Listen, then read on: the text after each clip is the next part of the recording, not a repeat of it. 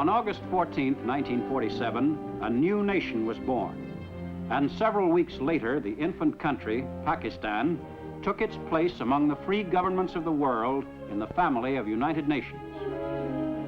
Carved out of the subcontinent of India, Pakistan ranks 5th in population among the countries of the world.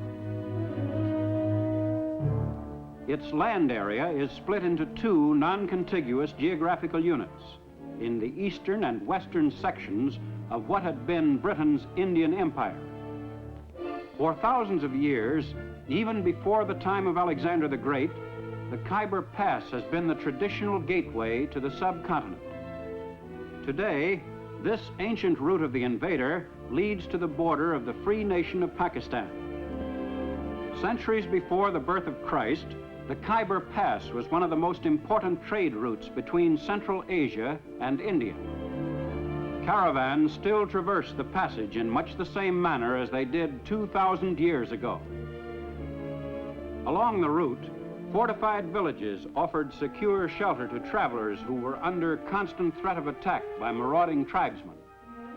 Most of the traveling bands that set out to make the difficult trip across the craggy defile were usually well loaded with goods that could bring a considerable price once their destination was reached. As elsewhere in Asia, religion has been a dominant influence in the area which is now Pakistan. After the creation of the new Muslim nation, believers in Islam poured in from India in great numbers. And today, of the 80 million inhabitants of Pakistan, 68 million are Muslims. The people of Pakistan represent a variety of racial stocks. Present-day Pakistanis may trace their ancestry back to Indo-Aryan, Semitic, Mongol, and Dravidian peoples. The average Pakistani is today a swarthy, stocky person. The rugged life in the northwest frontier province has made the Pathans somewhat heavier in build and tougher than their neighbors to the south. The bearing of the frontier Pathans is proud and resolute, and they are regarded as one of the sturdiest peoples alive today.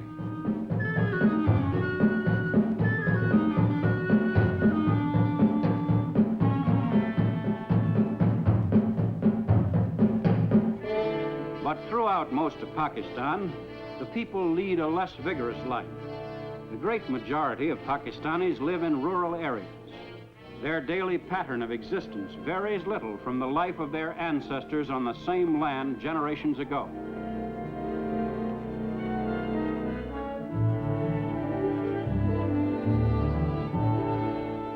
Throughout Pakistan, most Muslims still dress in the traditional manner.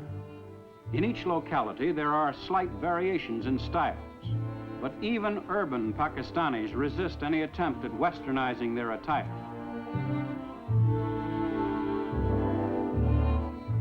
Some women still cover themselves from sight with the ancient burqa. Everywhere, the face of this young nation today gives evidence of its religious heritage, from which the country derives its strength and unity.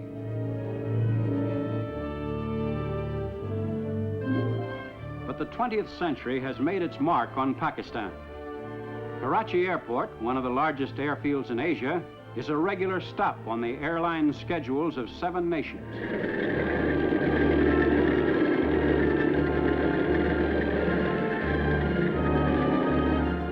Pakistan, no longer a remote region, is now only a matter of hours from the capitals of Europe.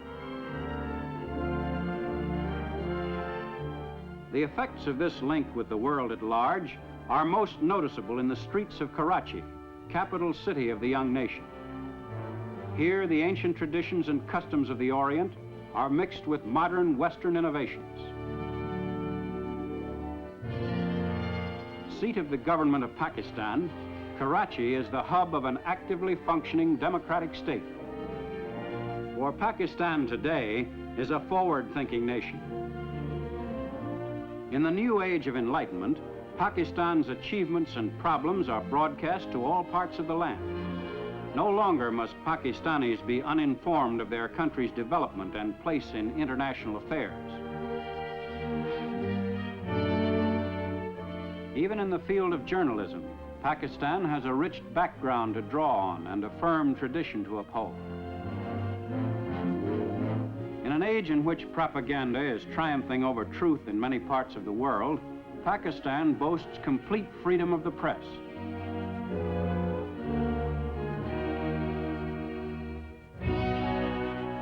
But these freedoms have not been easy to achieve.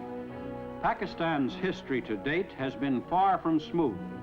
When Muhammad Ali Jinnah took over the leadership of the country as the first Governor General, there were many serious problems to be faced.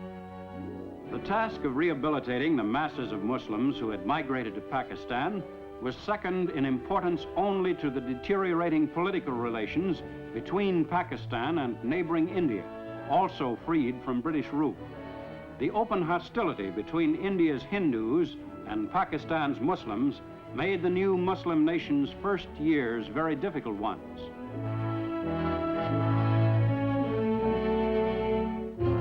Most vital problem for Pakistan's leader was the defense of the country's borders. The infant nation had to be prepared against attack at any moment.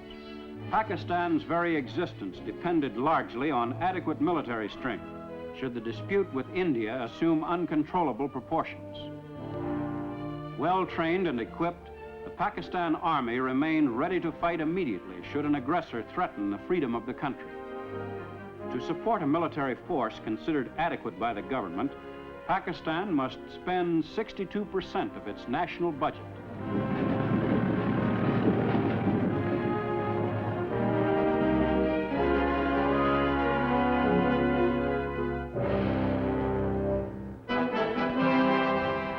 To keep its army well schooled in techniques of modern warfare, Pakistan has retained the services of a number of senior British Army officers.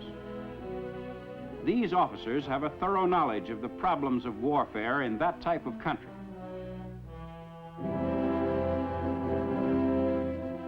As a second line of defense, Pakistan has encouraged voluntary enlistments in its National Guard, equipped and trained under the supervision of the Pakistan Regular Army. Formation of the National Guard met with such enthusiastic public response that recruiting centers were besieged by volunteers, anxious to play an active part in their country's defense. A women's branch of the National Guard was also formed to be put into service in case of a national emergency. Volunteers in these units perform their military duties with determination and spirit. The chief dispute between Pakistan and India has centered on the Principality of Kashmir in the north. Famed for its beauty and bracing climate, Kashmir has long been the leading resort area of the Indian subcontinent. Because of its strategic location between Central and Southern Asia, Kashmir has been of vital importance to the nations which adjoin it. Behind its peaceful exterior, Kashmir has been a land of conflict. With partition, its Muslim majority was determined to join Pakistan, while its Hindu government acceded to India.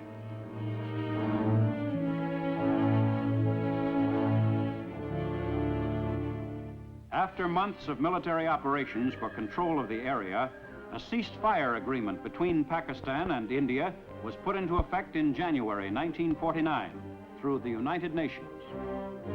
In April 1950, relations between Pakistan and India were improved considerably by meetings between the prime ministers of the two nations, Liaquat Ali Khan and Jawaharlal Nehru.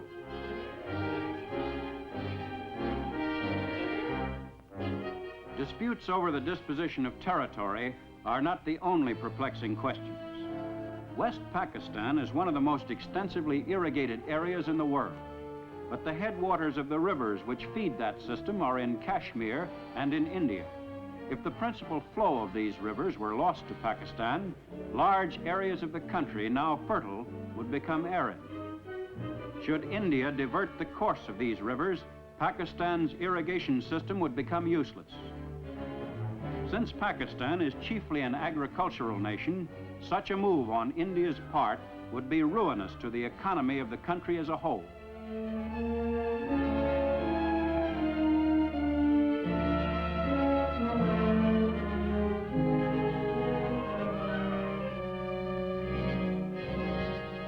Farming is the main occupation of the Pakistani. About 90% of the people are engaged in cultivation of the land or in animal breeding. Pakistan's farmers, most of whom own the land they work, are now being advised by the government on modern techniques, but in general, they still use time-honored methods and ancient implements.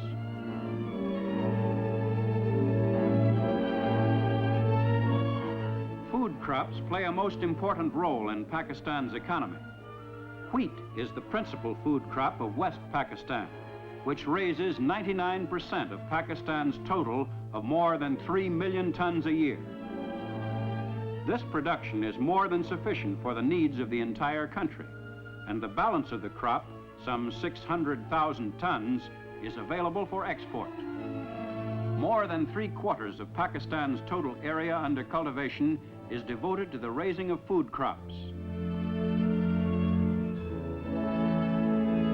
Most of Pakistan's 80 million people live in villages which range in size from a population of a few hundred to several thousand. Each villager, by nature an individualist, takes an important part in the life of the community. In most cases, the village is self-sufficient.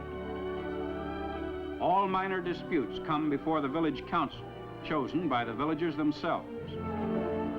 The council selects a headman from among the group, and when a puzzling local problem must be settled, the council meets in open session. A villager may accuse a neighbor of grazing cattle on his land, and the defendant must explain his side of the case to the council.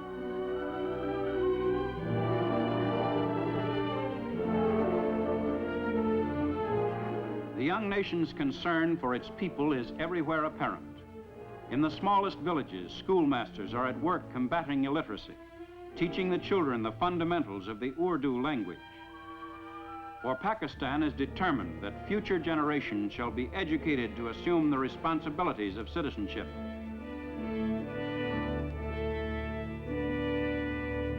One of the favorite forms of relaxation in the villages is a game of volleyball, a popular sport throughout Pakistan.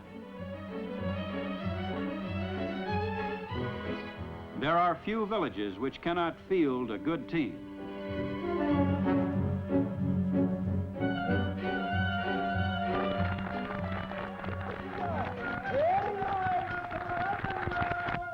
And once the chores of the day are finished, the villagers can enjoy the tunes of itinerant musicians who roam the countryside, entertaining the people who work the soil.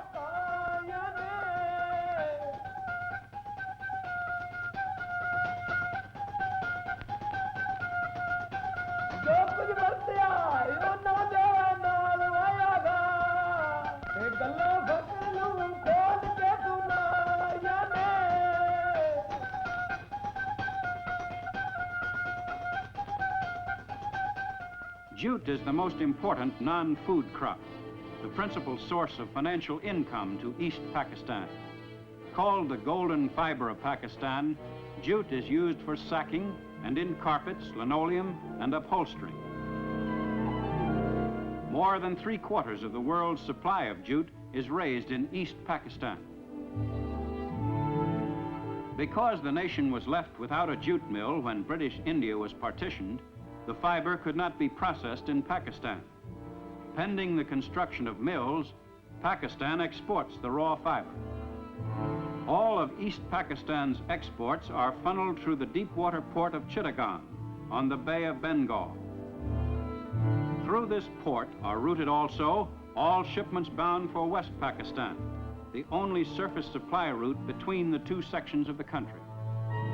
At Karachi, principal port of West Pakistan on the Arabian Sea, the ships of the great maritime nations discharge their cargoes of machinery.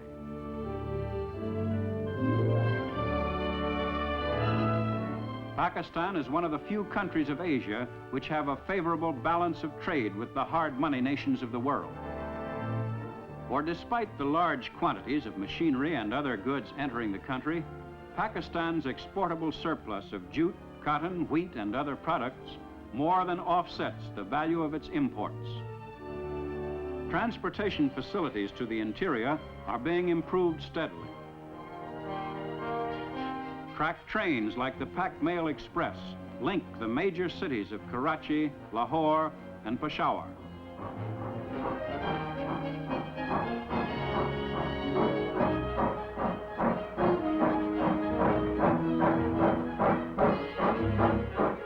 Since most of Pakistan's railways fell under the classification strategic at the time of partition, the government had to maintain them without adequate financial return. But the difficult period ended after some 7 months, and today the railways are on a sounder operating basis than ever before. The railway repair shops are busy converting coal-burning locomotives to diesel-type engines, for Pakistan is short of coal and oil is cheaper and more readily available. Pakistan's concern with its progress and future course of action was epitomized by Prime Minister Liaquat Ali Khan. We will never allow our freedom to be taken away. We shall fight aggression wherever it may be. And Pakistan shall cooperate with all those countries who want peace in the world and progress of mankind. To protect that peace and to achieve that degree of progress, the people of Pakistan are united in their resolve to work ceaselessly. For Pakistan is building for the future, and each Pakistani has a stake in that future. The people of Pakistan today are certain that their young country will grow and prosper and will, in the years ahead, continue to win the respect of the other free nations of the world. Time marches on.